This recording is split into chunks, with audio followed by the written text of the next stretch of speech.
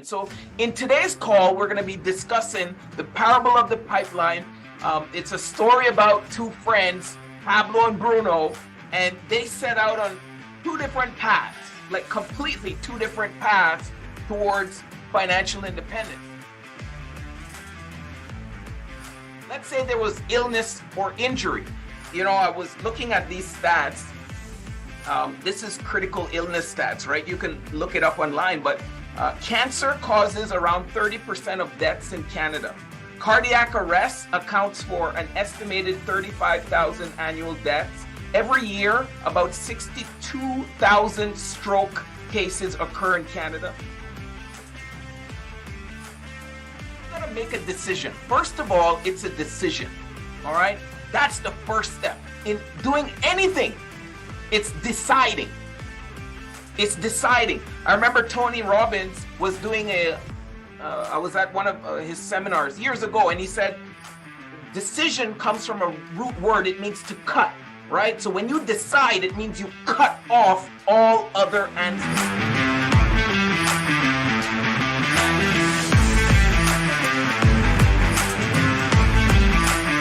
I'm fired up, man. I got to tell you, oftentimes during the week, I'm working on the material for a Money Monday. My daughter will come in the office and she said, Jermaine, what are you doing? Or Daddy, what are you doing? Sorry. And I'll say, I'm working on Money Monday. She says, Money Monday again?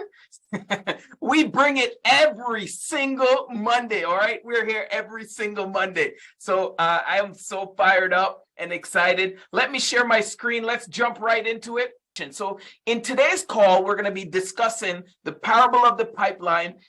It's a story about two friends, Pablo and Bruno, and they set out on two different paths, like completely two different paths towards financial independence. You see, Pablo and Bruno, these were childhood friends, okay?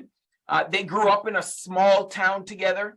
As they grew older, they kind of realized that they wanted to be financially independent.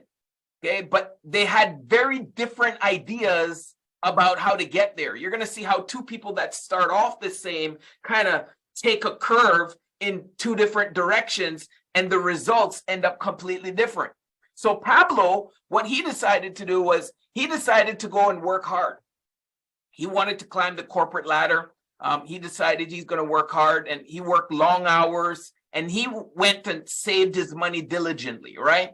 And he was just hoping that one day he was going to become a high-level income earner, if you will. He was just relying on a comfortable salary, secure salary. And Bruno, on the other hand, he had a different plan. He wanted to build his own pipeline, okay? And this is a system. When I say pipeline, I mean a system that's going to generate passive income over time. So you might want to write that down. When I say pipeline, I mean a system that's going to generate passive income over time. And so Pablo and Bruno, they stayed in touch over the years, and they continued to discuss their financial goals. But as they grew older, you're going to see that Pablo, he realized that he didn't achieve the financial security that he had hoped for. He ended up losing his job because he had to. He ended up having to downsize. He was struggling to make ends meet. But then Bruno, on the other hand, was enjoying the fruits of his labor. So his pipeline was generating significant income, passive income, by the way, not just income, passive income. There's a key difference, okay? Passive income. So he was able to enjoy the freedom to pursue passions and then to enjoy the time and spend time with his family. So I'm going to play a video that's going to illustrate Pablo and Bruno. All right, so let me play that video, and then we're going to discuss. Far away, in a small village, near a beautiful valley, lived two friends, Pablo and Bruno. They were both young and dreamed of a better life for themselves. They'd often discuss their dreams about how they would become the most successful men in the village. They weren't afraid of hard work, and they searched for opportunities to help realize their goals and achieve their dreams. One day, an opportunity presented itself.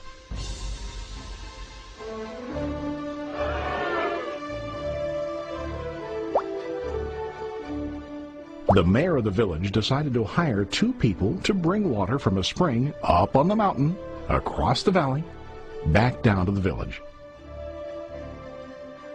They were to be paid based on the amount of water delivered to the village. Bruno and Pablo enthusiastically got to work. Every day, from morning till evening, they carried buckets to and from the spring. They worked hard, carrying water to the village. In the evening, they'd return home with their day's wages.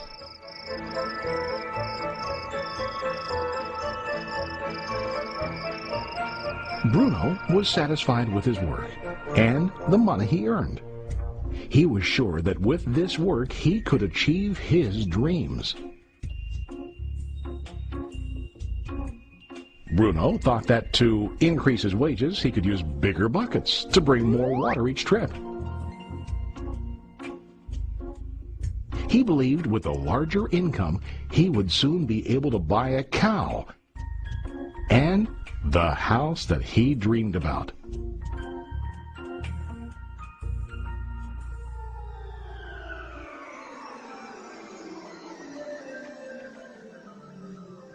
Now Pablo was not satisfied. At the end of the day, his back and hands ached, and he was exhausted. He was looking for an easier way to earn more. One day an idea occurred to Pablo. He imagined building a pipeline to deliver the water from the mountain spring to the village. With this pipeline, he could get more water to the village without carrying buckets back and forth from the spring to the village. Soon, he got very excited about his idea and began to plan. Pablo, of course, shared his idea with his friend Bruno and asked him to join with him to work on and help build the pipeline.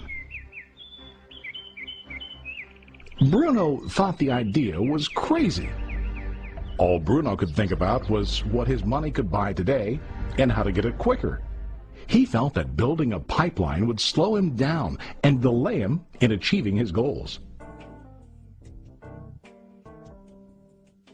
Instead, Bruno got bigger buckets and went more often back and forth fetching water.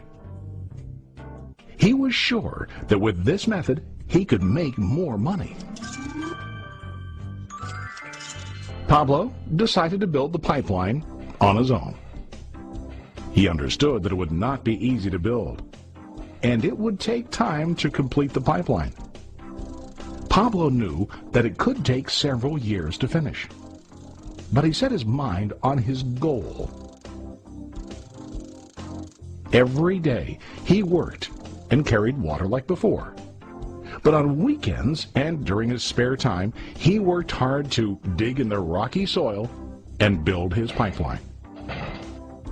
In the first month, there was little to show for his work.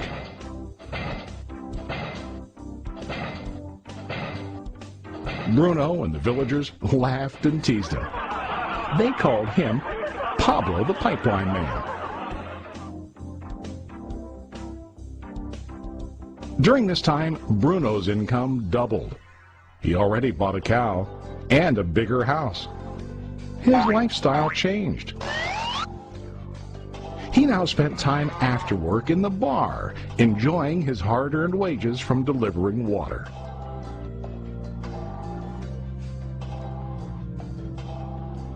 What Bruno didn't realize was that his body was starting to stoop from carrying the heavy buckets every day.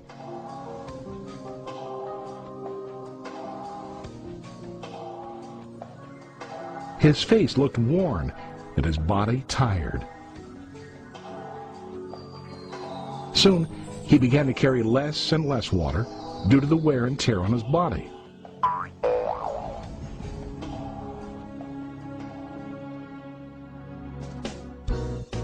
Month after month, Pablo worked.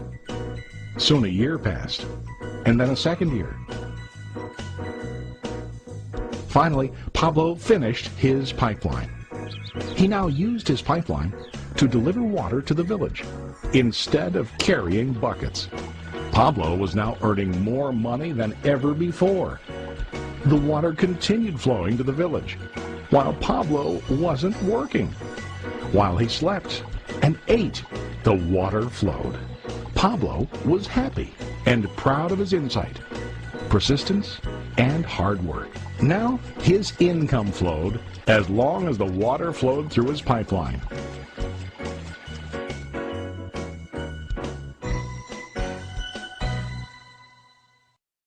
So obviously that is a parable, and it gives that cartoon effect. But I want to draw your attention to what I call, or not what I call, but what Robert Kiyosaki calls the cash flow quadrant, right? And this is a concept that he talked about in his book, Rich Dad, Poor Dad, all right? And it categorizes the 4 different sources of people's income. So an employee, which is the E quadrant, right?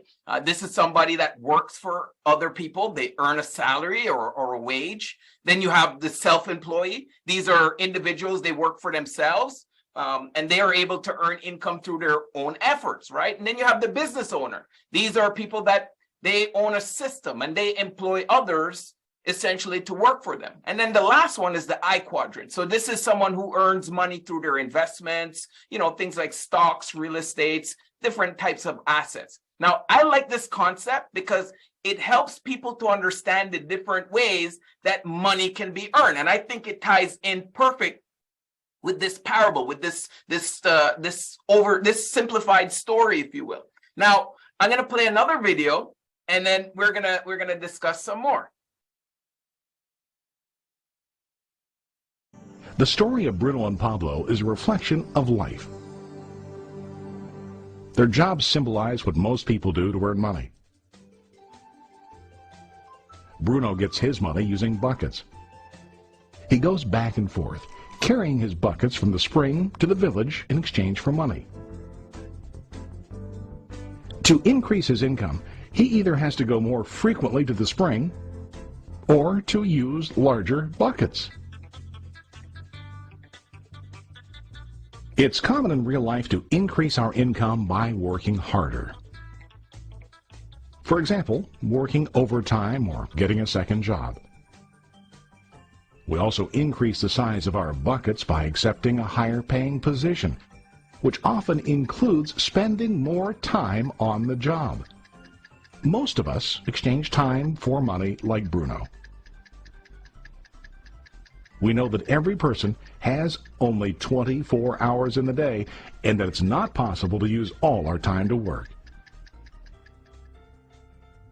The most difficult time comes when we can no longer exchange time for money due to age, health, or other reasons. Then, our income stops. So here lies the issue, right? If we go back now to the cash flow quadrant, employees and self-employees are, in this analogy, the people that are carrying the buckets, right? And they are trading time for money. And as it says, there's only 24 hours when it comes in a day. And we can't use all 24 hours in the day, right? So employees and self-employees are considered on the bucket carrier side, right? So let's look at another video, and we're going to continue. Now let's review what Pablo did. Very wisely, Pablo did not exchange all of his time for a limited income, but he used some of his time to build a pipeline. He knew that the pipeline would bring ongoing income as long as the water flowed. An ongoing income that multiplied the time he worked each day. Pablo knew that someday, maybe because of age or health, he would no longer be able to exchange his available time for money. Pablo knew that if he could make his idea of a pipeline work, then he only has to do the hard work of building the pipeline. After the pipeline was completed, Pablo was able to monitor and maintain the flow of water to ensure that his income will continue. Pablo has shown us that to earn an income, we don't always have to directly exchange time for money. There really are better ways. And in there lies the secret, right? Trading time for money. So when the person has a pipeline, when they've developed themselves a pipeline using the same analogy, they've put themselves over onto the other side of the quadrant where they're either a business owner or they're an investor. So they have put themselves in a position where money can still be made whether or not they're working, right? That's passive income. And here lies the key to the success. Now, I'm going to go over some lessons, which I hope that you got, or maybe you did, maybe you didn't. But I'm going to go over some key lessons that are from this parable, okay? So let's go through them together. Number one thing that you should understand is a bucket carrier equals temporary income. Because what would happen if you couldn't put the time in? Let's say there was illness or injury. You know, I was looking at these stats. This is critical illness stats, right? You can look it up online, but cancer causes around 30% of deaths in Canada. Cardiac arrest accounts for an estimated 35,000 annual deaths. Every year, about 62,000 stroke cases occur in Canada. Most critical illness insurance policies cover 3 or 4 illnesses. Cardiac arrest and cancer patients account for 90% of those critical illness claims, all right? And this is just critical illness. This is not people hurting themselves or falling off the ladder at work or car accidents or, you know, any of the other things that happen. We're just talking critical illness, but all those things count. The person can't work if they're ill or if they've gotten some injury. Then there's layoffs that the person has to contend with, right? We're seeing that now. We're seeing that happening right now, all right? And then there's the retirement. At one point, the person's going to have to stop working because they can't. They can't continue anymore, right? So the key is what would happen if you could no longer put in the time to work? If you're carrying buckets, what happens? The work stops, right? But if you have a pipeline, the work is going to continue. Here's a valuable question that I want you to ask yourself. You can write this down for yourself. But here's a valuable question. If your income stopped tomorrow, how long could you continue to pay the mortgage or the rent? How long could you continue to make the car payments? How long could you continue to pay for your kids' clothing and food? And how long could you continue, right? How long would you go if your income stopped tomorrow? I want to tell you the average person becomes bankrupt within 90 days. Most people within 90 days, they have to file for bankruptcy. And why? Because of the strategy, right? They're on the left side of the quadrant. Make sense? They're on the left side of the quadrant. So when any of those things happen, the minute the income stops, it's a nightmare. Now, here's another lesson. The story of this pipeline emphasizes that it's important to build passive income streams, right? Financial independence is built through passive streams. I wish that someone had taught me when I was, a little boy coming up. It didn't happen, but I wish they did. I wish they did. That my entire goal was to make sure that I'm not dependent, right? The opposite of financial independence is financial dependence. So a key lesson ought to be taken is build passive income streams so that you can achieve financial independence, right? Another lesson, it's very risky if you're relying on earned income, right?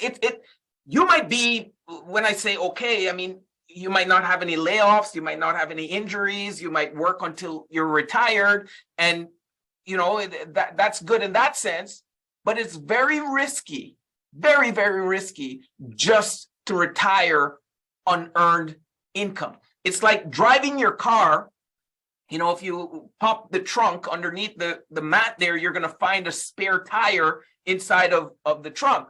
And it's very risky to drive around without a spare tire. Yes, many times you might make it to your destination without having to use that spare tire, but you don't want to drive around without that spare tire because you never know what's going to happen. And in today's world, with the fluctuation in the job market, the economic downturns, personal health issues, anything can happen. It's just risky to depend solely on earned income. All right. The next lesson that I hope that you got from this is the need to think long term, right? And invest in assets that's going to generate passive income over time. Listen to me. Your passive income is not going to be generated today, right? You're not going to start today and build your pipeline today and it's going to be today, right? Everyone is looking for the quick fix. Everybody wants it now, right? Everybody wants to get rich now. Unfortunately, it doesn't work like that. It takes time to build this pipeline, right? It takes time to build it. And when you start building it now, in the future, you've set yourself up for that passive income, that income that's not going to require your time and your effort, which is key, right? That's called long-term thinking.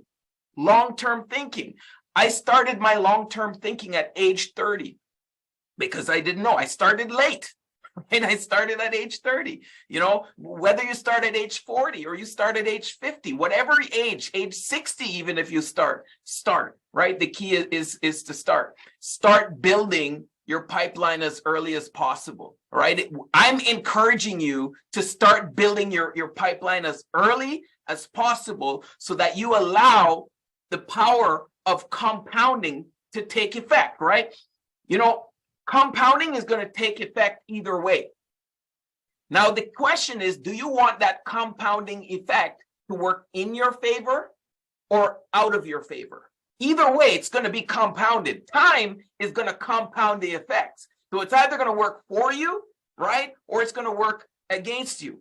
Either way. So you have to make that decision. Now, the other thing that I took from this parable is the importance of diversifying your income stream, right? So you don't ever want to not only rely on earned income, but you never want to rely on one income. Again, going back to the tire and the trunk example, you don't want to ever rely on just one source of income. In our business presentation meetings or financial literacy meetings, I show an illustration of a table that has one leg, and then right beside it is a table that has four legs. Now, the table that has one leg, if the leg breaks, what happens to that table? It falls over, right? But the table that has four legs, if one leg breaks, it's going to wobble a bit, but it's not going to fall over. It's not going to fall over. And that's the key, not to rely on a single source of income. It's too risky, right? It's too risky. Now, the next thing is, it's going to encourage this story, this parable, I believe, should encourage you to think about your beyond your financial gain. If you looked at when he built the pipeline, when the pipeline was built, not only did it solve his problems, but it also solved the town's problems. Do you think the town rather these two gentlemen going up and forth every single day, back and forth, bringing buckets to fill up their cistern or their well or their water tank? Or do you think they prefer to have the pipe going so they can have it on demand? Do you think they want to wait for the water, or do you think they want to have it coming as they like? And the answer is, of course, they want it coming on demand. So the pipeline didn't just solve the gentleman's problem, it also solved the town's problem, the city's problem. You got to think beyond your financial gain, and you got to consider, how can your pipeline benefit other people? If you're only thinking about yourself, if you're only thinking about you, right, it's not going to go as well as you want it to. But if you're able to think about other people, right, how you might create other jobs, or you might support a social cause, whatever the issue is, you are helping. You're helping. This is the answer. Oftentimes my son and my daughter, I'll give them a little financial literacy education. You can imagine in our household, that's a topic all the time.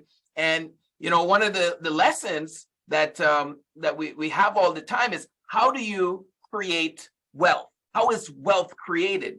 And if you ask my son or you ask my daughter, how is wealth created? The answer they'll give to you is by solving people's problems, right? That's how it's created.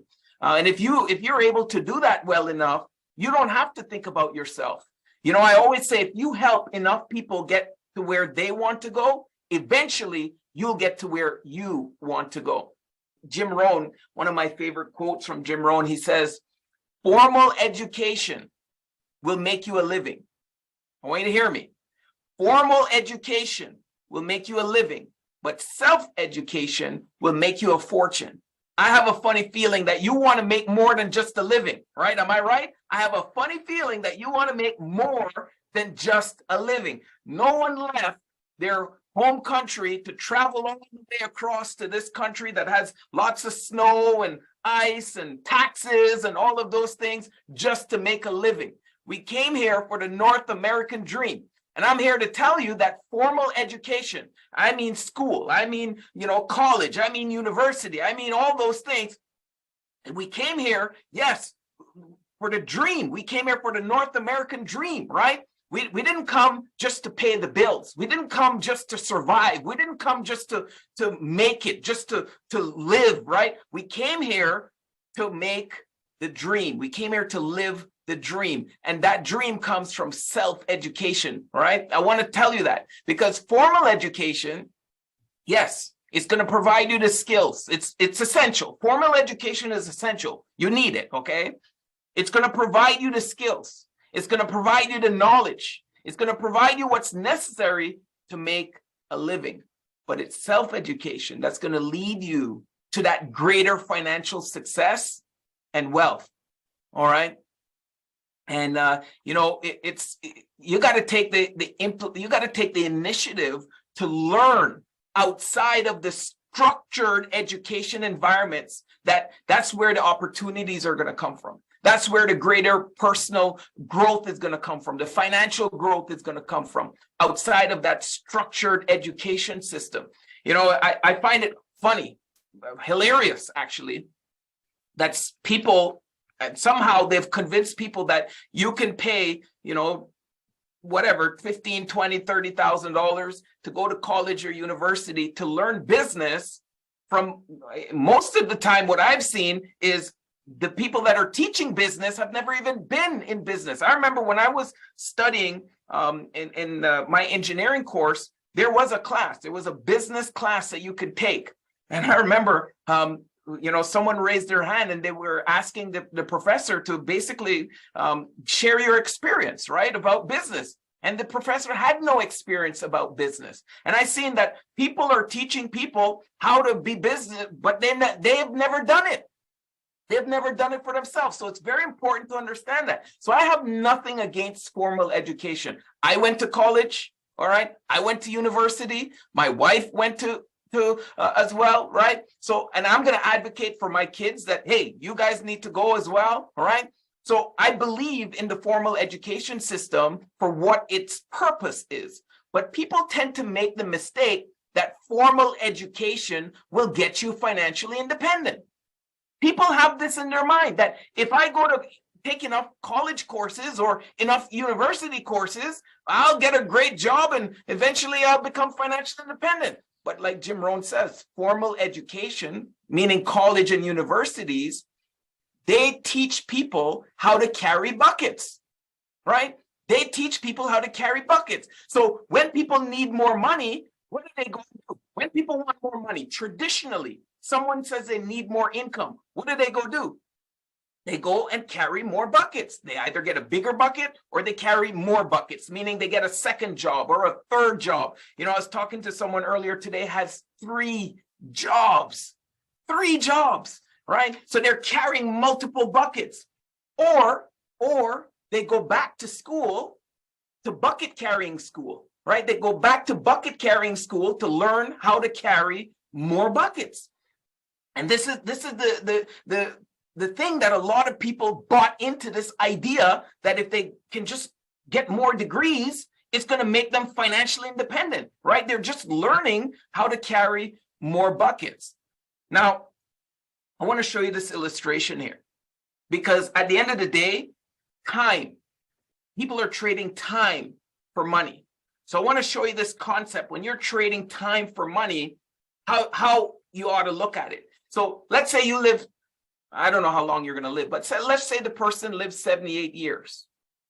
All right, people are living longer than that. This is just, the illustration that I was able to put together for you. But let's say people are living 78 years, just for an example, okay?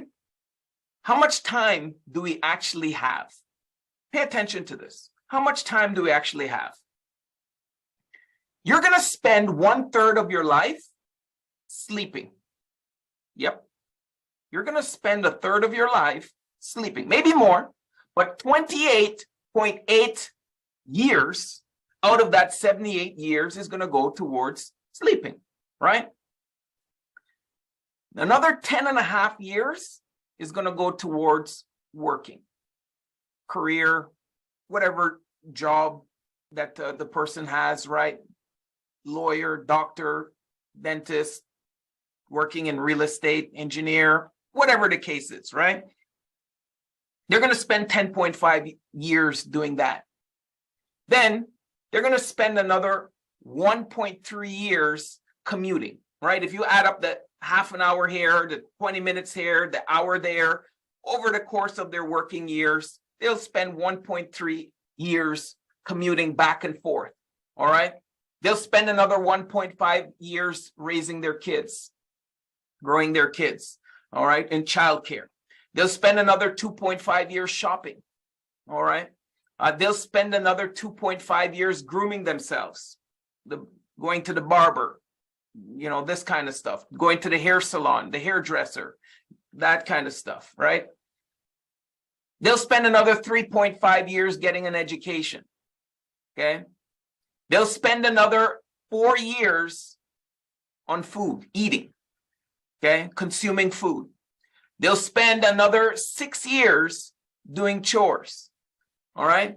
They'll spend another 9 years doing what? Watching TV, video games, social network, social media, all this kind of stuff. So how much time is left? Another 9 years. And I guess my question to you is, not saying that those times are all accurate, right? They might be a little bit off. But here's the deal. How are you going to spend those 9 years remaining? That 9 years that's left, how are you going to spend it? I'm advocating to you to spend it to build a pipeline. My whole purpose, my whole plea to you is to spend those 9 years, those extra hours every single day, right, that add up to 9 years over a period of the person's lifetime. I'm pleading to you, okay? I'm pleading to you, I'm advocating to you to spend it to build a pipeline, all right? So start building your pipeline now. Start building your pipeline now. You got to make a decision. First of all, it's a decision, all right? That's the first step. In doing anything, it's deciding. It's deciding. I remember Tony Robbins was doing I was at one of his seminars years ago, and he said, decision comes from a root word. It means to cut, right? So when you decide, it means you cut off all other answers. You made a decision. It's you burn the bridges. You burn the boats, right? There's that story about that army general that he took the army to go and take over an island, right? So he brought his army there, and they're standing on the beach, right? And he instructed one of his lead commanders to go and burn the boats that him and the soldiers just came on. He said, go burn them. And the guy's like, what do you mean burn them? How are we going to get back? And the general says, we're going to take the enemy's boats. All right. He decided that we're going to win. All right, and they won, and they did conquer the island, and they did take the enemy's boats, and that's how they return home. So what I'm saying to you is you got to make a decision and cut off all other outcomes. The minute your mind is like, I'll see, maybe it will, maybe it won't, you haven't truly yet made a decision. And by the way, decisions happen like this. Decisions don't take a lot of time. Regardless of what people say, it doesn't take a lot of time to make a decision. A decision happens instantly. What takes time is you making up your mind to make a decision, right? So that might take time, but the decision itself doesn't take time. It's an instantaneous thing. So step number one is to make a decision. You got to commit and plant your flag. When I say commit and plant your flag, what do I mean? You go all in. When I say go all in, I don't mean you cut off if you're working a full-time job and you want to all of a sudden build your pipeline. I don't mean you stop doing what you're doing and jump in full time. That's not what I'm saying. What I'm saying is you got to commit and plant your flag like what Pablo was doing or Bruno was doing, and building the pipeline beside carrying the buckets, right? So he didn't stop carrying the buckets during the day. During the day, he carried the buckets up and down, up and down. But in the evening, in his extra time, what did he do? Work on his pipeline. It took him a couple of years, but eventually he got it finished. And once he finished the pipeline and it's paying him that passive income, he was able to walk away from carrying the buckets back and forth. Right? So you got to commit. You got to plant your flag. You got to get a license. If you're in our industry and you want to win here, you got to get your license. You got to get that as fast as you can. You got to get that out of the way, because that is where the income comes from, right? From your license. And you got to build an agency. That's the pipeline, right? Building an agency. You got to get out there and help families. That's what we do here. We help families. All right. We help families get them back on the path of financial independence. We teach them how money works. And that's what we do. That's what we do. But listen, I know that a commitment can be challenging. I know that. We all know that making a commitment can be challenging. It requires us to stick to something through thick and thin. Right? That's the scary part. That's the scary part. But it's something that can bring us great rewards and help us to achieve our goals. So it doesn't matter if it's a relationship. It doesn't matter if it's a career. It doesn't matter if it's a personal project. It doesn't matter if it's your business.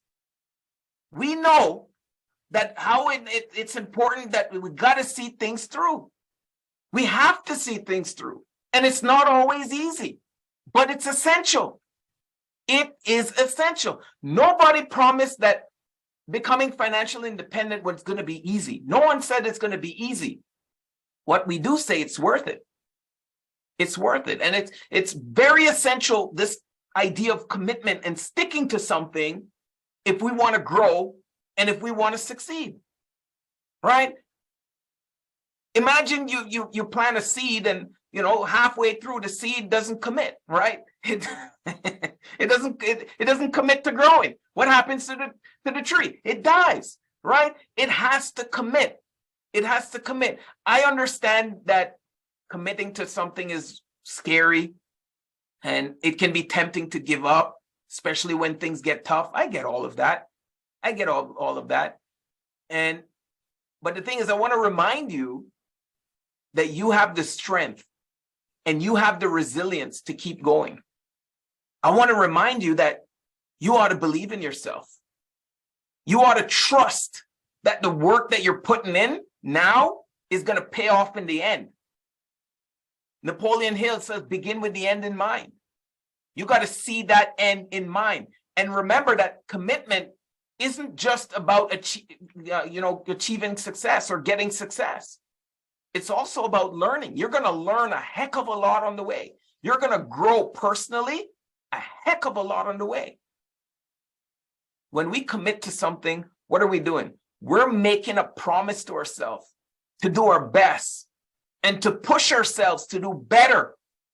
So I want you to embrace this idea of commitment with an open mind, with an open heart, And I want you to remember, it's not always going to be easy. Repeat after me. It's not always going to be easy. That's okay. That's okay. That's part of the journey, right? That's part of the journey. So I'm going to challenge you to keep pushing yourselves.